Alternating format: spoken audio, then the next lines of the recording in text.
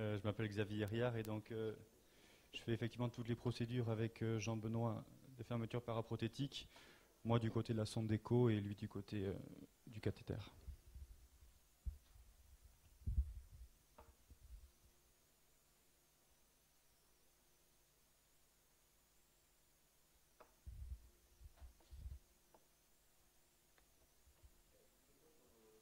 Pierre-Yves, tu nous as montré la fusion, en tout cas les reconstructions avec Osirix.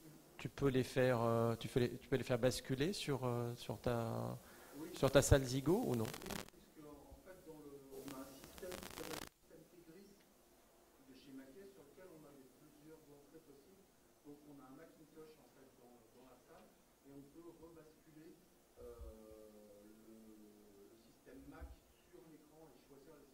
Et tu auras juste la projection de l'image ou ça peut tourner? D'accord, deux écrans séparés. D'accord.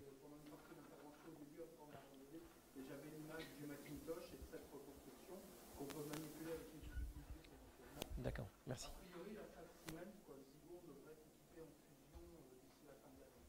Merci. Merci. Donc je vais vous montrer le cas d'une fuite paravalvulaire mitrale avec un résultat qui était pour le moins insatisfaisant.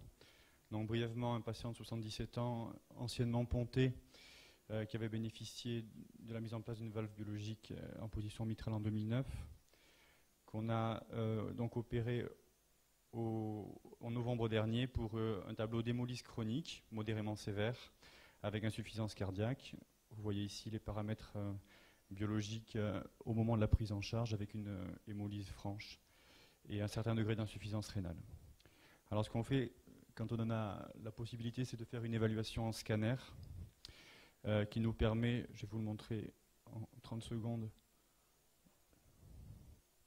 d'évaluer un petit peu, vous voyez ici l'anneau mitral, et on peut très facilement, vous voyez ici l'auricule gauche, visualiser les défects périvalvulaires et mettre des points ou des pseudo-cathéters pour visualiser le trajet dans ces fuites paravalvulaires.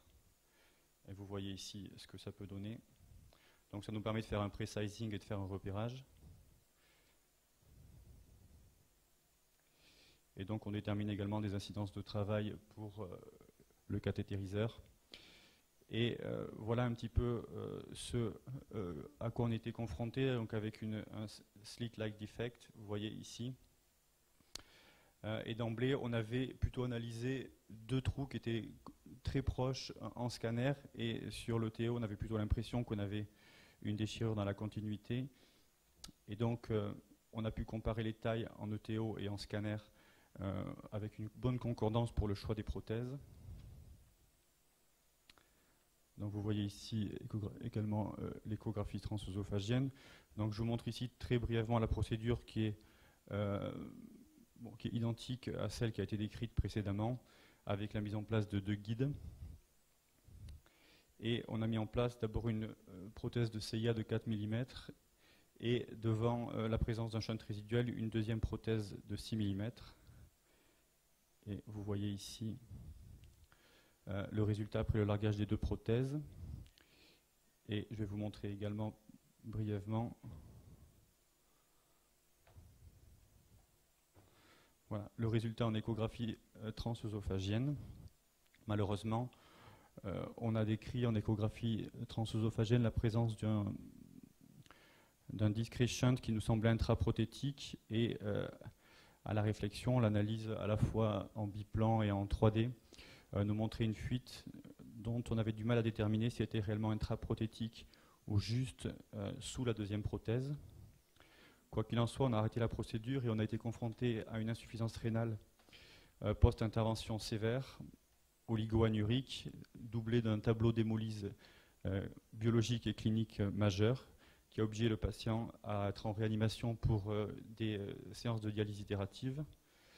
La problématique s'est compliquée d'un problème digestif avec mélénin, qui a majoré le problème de déglobulisation, plus de thrombopénie sous héparine.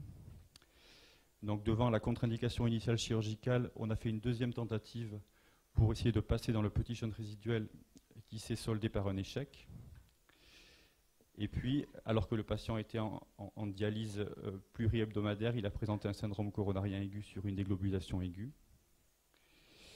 Et finalement, on a donc évalué ce patient sur le plan coronaire. Il n'y a pas été retenu d'indication d'une reprise au niveau coronarien. Par contre, et malgré la TIH, il a bénéficié d'une nouvelle CEC sous héparine pour une suture directe du shunt résiduel et l'ablation des prothèses, avec, heureusement pour lui, une bonne évolution clinique.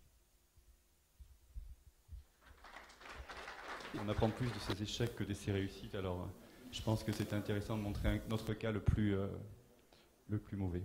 Et si on veut le discuter, il s'est dégradé alors qu'on est en train de lui fermer ses fuites. Donc on a fait quoi? On a créé une plus grosse fuite. Ce que j'ai dit auparavant, donc, c'est que si on a une fuite qui est importante, qui après, parfois l'hémolyse qui survient engendre des complications qui peuvent être mortelles. Donc c'est ça le problème. Mais c'est toujours facile quand on est ici. Mais c'est vrai que c'est probablement des bons cas pour les plug 3. C'est vrai que j'ai vu plusieurs CIA, implants de CIA utilisés. Je pense que jamais on a mis un implant de CIA. Je pense humblement, mais Alain, tu dois m'appuyer, que l'implant de CIA n'a pas sa place dans la fermeture des fuites paravasculaires. Le souci avec les implants de CIA, c'est les larges bords. Hein, donc on empiète sur la valve et puis on a un risque de mauvais positionnement. C'est vrai que pour nous, quand on voit ça c'est un joli cas pour les plug 3. Hein, c'est beaucoup plus petit. Et puis il va se conformer à la fuite et vous aurez un résultat magnifique.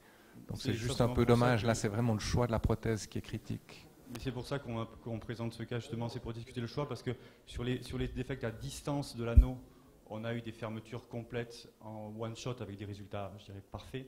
Et effectivement, sur tous ces positionnements vraiment au ras de l'anneau, sur les déchirures en fente, je pense qu'effectivement ce type de prothèse est très mal adapté puisqu'elle ne se déploie jamais correctement. Et on a eu en moins de 4 ou 5 fois des shunts résiduels intraprothétiques. Et donc, plus j'écoute les topos, plus la vasculaire plug 3 me semble une prothèse adaptée à ce genre de procédure. Au cours de l'intervention chirurgicale, qu'est-ce qu'il a trouvé le chirurgien? Parce que d'avoir là les images chirurgicales, ça aurait été vachement intéressant. Il a trouvé un shunt résiduel qui était sous la deuxième prothèse, ce que l'on avait suspecté à l'ETO mais qu'on ne voyait pas extrêmement bien, et qu'on n'avait pas réussi à franchir avec Jean-Benoît sur la deuxième procédure, alors qu'il nous semblait l'avoir bien identifié en ETO, et donc il a enlevé les prothèses et fait 2 fermetures directes des 2 trous finalement qu'on avait vus initialement en scanner. Donc la planification en scanner était assez intéressante sur ce malade.